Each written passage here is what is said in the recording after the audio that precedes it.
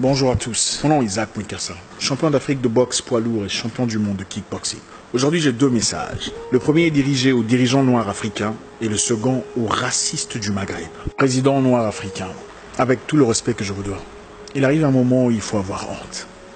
Il arrive un moment où il faut vous mettre à votre place. Vous êtes toujours outré, offusqué, offensé. Quand un militaire blanc perd la vie sur les terres africaines, vous êtes toujours disposé à faire un voyage sur Paris pour faire une marche pour Charlie Hebdo ou pour une cause similaire.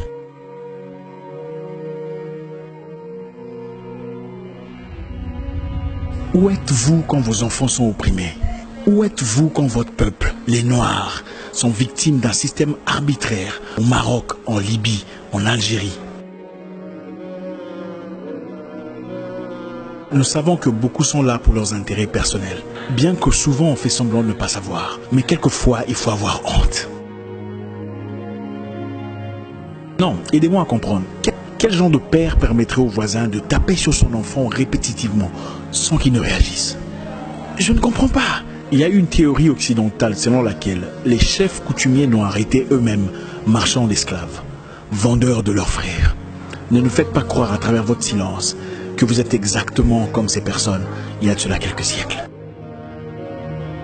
Ne nous encouragez pas à croire à travers votre calme que cette théorie est correcte. L'Afrique en a marre d'observer votre calme quand ses enfants se noient dans la Méditerranée.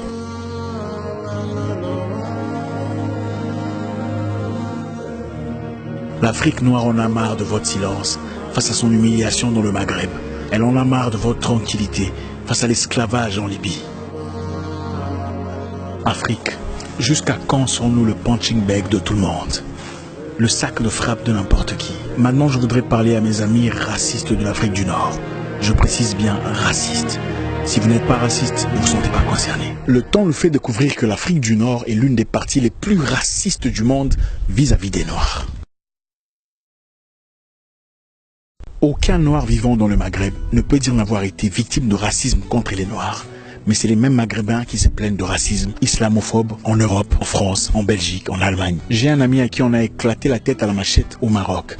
Et un autre qui était arbitrairement descendu du taxi, seulement parce qu'il était noir, en Algérie. Les jeunes noirs sont asservis, tués comme de la bétail, vendus en esclaves en Libye par des Libyens.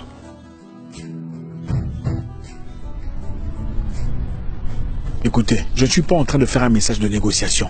À un moment, il faut arrêter. C'est vous qui avez fait tuer Kadhafi au profit de forces occultes.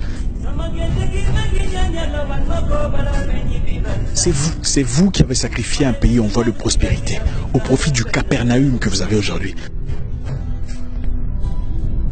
Ce ne sont pas les Noirs qui l'ont fait. Nous savons que vous vous croyez plus arabe que africain, bien que vous soyez berbère en réalité. Il n'y a pas de problème. Nous sommes prêts à ériger un mur entre nous et vous. Si ce méhem n'arrête pas, nous pouvons construire un mur qui nous sépare et vous laisser créer un nouveau continent. Si ce message vous pique, ne vous inquiétez plus. Vous êtes raciste et vous faites partie du problème. Écoutez, l'homme noir ne se tait pas parce qu'il est faible. L'homme noir se tait parce que c'est un peuple accueillant. Ce n'est pas un peuple belliqueux. Voilà pourquoi vous ne verrez jamais un noir s'exploser au nom d'une idéologie. Nous vous disons aujourd'hui que nous sommes debout et prêts. Vos frères vivent avec nous. Et ce n'est pas une menace. Aucun parmi eux, pas un seul n'a déjà été dérangé. Demandez-leur. Mais croyez-moi, nous avons les épaules assez larges pour contenir ce challenge. Si vous êtes libyen, maghrébin et pas raciste, alors joignez-vous à nous dans ce combat contre l'esclavage. Nous condamnons fermement l'esclavage des Noirs en Libye. Nous condamnons brutalement les atrocités perpétrées contre les Noirs. Et nous sommes debout, musclés, prêts à construire un mur.